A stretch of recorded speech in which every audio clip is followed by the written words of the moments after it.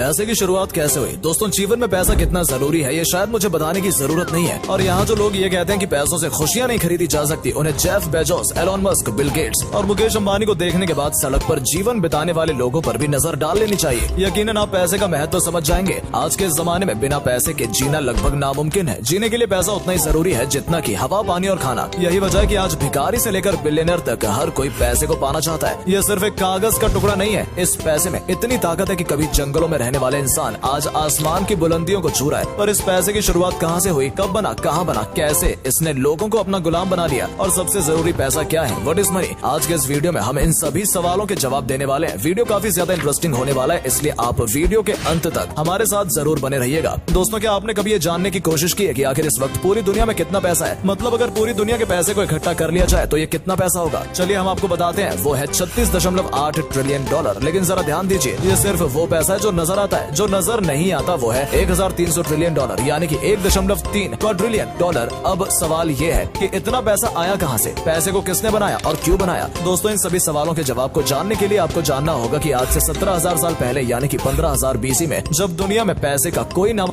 नहीं था, उस समय इंसान छोटे छोटे कबीलों में ही रहा करते थे। उनके जीवन का एकमात्र उद्देश्य था खुद को जिंदा रखना, जिसके लिए वो शिकार किया करते थे। लेकिन हर दिन उतना शिकार मिल पाना जिससे इनके पूरे कबीले का पेट भर जाए, ये पॉसिबल नहीं था। पर भूख तो कोई नहीं रोक सकता। इनकी ये भूख ही थी जिसने इस कबीले को दूसरे कबीले से जोड़ा और ये एक दूसरे से चीजों का आदान प्रदान करने लगे। ये अपने हथियारों के बदले ताजा मांस लेते थे और इसी तरह से उस समय बार्टरिंग सिस्टम का जन्म हुआ, यानी कि एक सामान के बदले दूसरे सामान को देना। रिसर्चर्स की माने तो इस बार्टरिंग सिस्टम की शुरुआत करने वाले मेसोपोटामियन ट्राइब थे, जो साउथ वेस्ट एशिया के मेसोपोटामियन रीजन में रहा करते थे। आज के समय में यहाँ पर इराक है। बार्टरिंग सिस्टम ने लोगों के अंदर कई तरह के परिवर्तन लाए, जिसमें सबसे इम्पोर्टेंट था ट्रेड। लोग एक दूसरे से अब ट्रेड करने लगे थे। जो लोग एक समय अपने भोजन के लिए एक दूसरे के खून के प्यासे हुआ करते थे, वो अब व्यापार करने लगे थे। इसी के साथ समय बीतता गया और आबादी बढ़ती गई। हजारों साल बाद जब लोग शिकार के साथ साथ अनाज उगाने लगे तो उन्हें बार्टरिंग सिस्टम में कई तरह की खामियां देखने को मिली। आबादी अधिक होने की वजह से उन्हें ये याद रखने में कठिनाई होने लगी कि किस इंसान को उन्होंने क्या दिया है और किससे क्या लेना है। इस समस्या से बचने के लिए उन्होंने मिट्टी के टुकड़े के ऊपर लिखना शुरू कर दिया, जिससे अकाउंटिंग की शुरुआत हुई। लेकिन अभी भी बार्टरिंग सिस्टम में कई तरह की खामियां थी, जिसमें सबसे बड़ी कमी ये थी कि बार्टरिंग सिस्टम के लिए दो लोगों की रजामंदी जरूर होती थी। जिसमें सबसे बड़ी कमी ये थी कि बार्टरिंग सिस्टम के लिए दो लोगों की रजामंदी जरूरी होती है, क्योंकि कई बार ट्रेड करते समय एक इंसान को तो उसकी जरूरत का सामान मिल जाता था, लेकिन अगले व्यक्ति को वो चीज नहीं चाहिए होती थी जो सामान वाला उसे दे रहा है। इसलिए एक समय के बाद इस तरह से ट्रेड को करना काफी मुश्किल हो गया और इस समय से छुटकारा पाने के लिए पैसों को जन्म दिया गया। लेकिन ये पैसे वो पैसे नहीं थे जो आज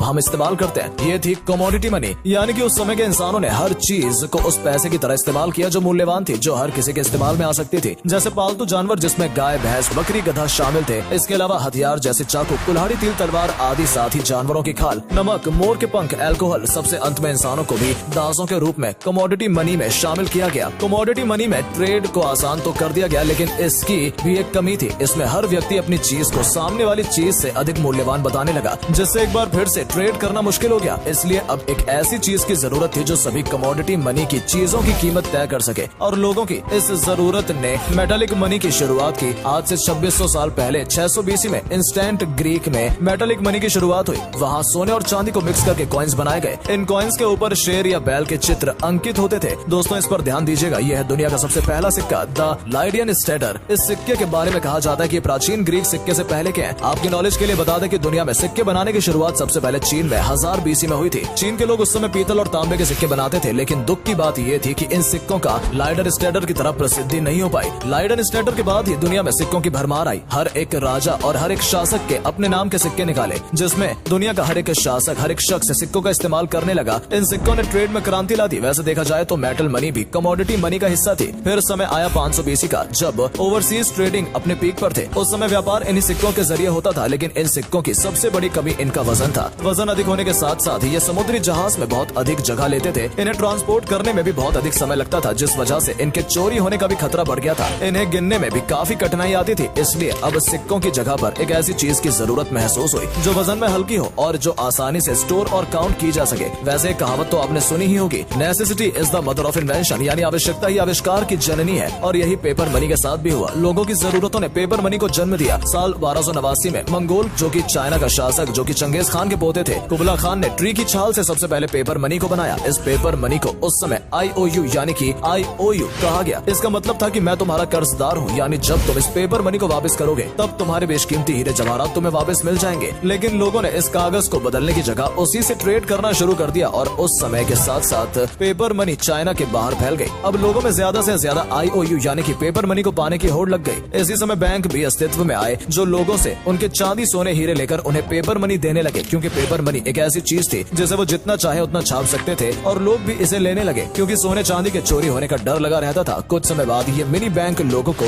IOUs उधार देने लगे, जिससे पूरी दुनिया में पेपर मनी की बारिश होने लगी। पेपर मनी की अधिकता ने महंगाई को जन्म दिया। जो सामान एक IOU में मिलता था वो अब 10 IOU में मिलने लगा। बैंक में उतने सोने के सिक्के नहीं थे जितने की बाहर देश में पेपर मनी मौजूद थे। इस बात की खबर जब लोगों को हुई तो वो अपने सिक्कों को लेने के लिए बैंकों की तरफ दौड़ पड़े, लेकिन बैंक्स ने खुद को दिवालिया घोषित कर दिया। अब लोगों का बैंक्स पर से भरोसा उठ गया। लोगों के पास जो बचे कुछ सिक्के थे वो उसे अपने पास घर पर छुपाकर रखने लगे। पैसे का सर्कुलेशन भी अब पहले से बहुत कम हो गया, जिससे लोगों को भारी मुसीबतों का सामना करना पड़ा। फिर समय आया 1816 का, जब ब्रिटेन ने एक लॉ के तहत ये अनाउंसमेंट किया कि अब उनके पास जितना गोल्ड होगा वो उतने ही पेपर मनी प्रिंट करेंगे, जिससे महंगाई नहीं बढ़ेगी और कर्ज भी एक लिमिट में ही दी जाएगी। इस तरह से ब्रिटेन ने अपने पेपर मनी को गोल्ड के स्टैंडर्ड के मुताबिक कर दिया और कुछ ही समय में ब्रिटेन को देखकर बाकी सारी कंट्रीज ने भी अपने पेपर मनी को गोल्ड स्टैंडर्ड के मुताबिक कर दिया, जिसके बाद साल 1900 में यूनाइटेड स्टेट्स ने भी गोल्ड स्टैंडर्ड को अपना लिया। लेकिन उन्हें नहीं पता था कि इसके आगे जो होने वाला था वो काफी भयानक है। दोस्तों, देश में जब पैसा ज्यादा होता है तो इन्फ्लेशन होता है, यानी महंगाई बढ़ती है, लेकिन जब पैसा कम होता है तो डिफ्लेशन होता है, जो महंगाई से भी ज्यादा खतरनाक होता है। और साल 1930 में यही हुआ। यूएसए में डिफ्लेशन हो गया और क्योंकि चीजों की कीमत कम होने की वजह से कंपनी इतना पैसा नहीं कमा पा रही थी कि वो अपने एम्प्लॉय को सैलरी दे सके। ऐसी सिचुएशन में लोगों के पास ना ही जॉब था और ना ही पैसा, जिसके बाद इस मुसीबत से बचने के लिए साल 1933 में प्रेसिडेंट फ्रैंकलिन डी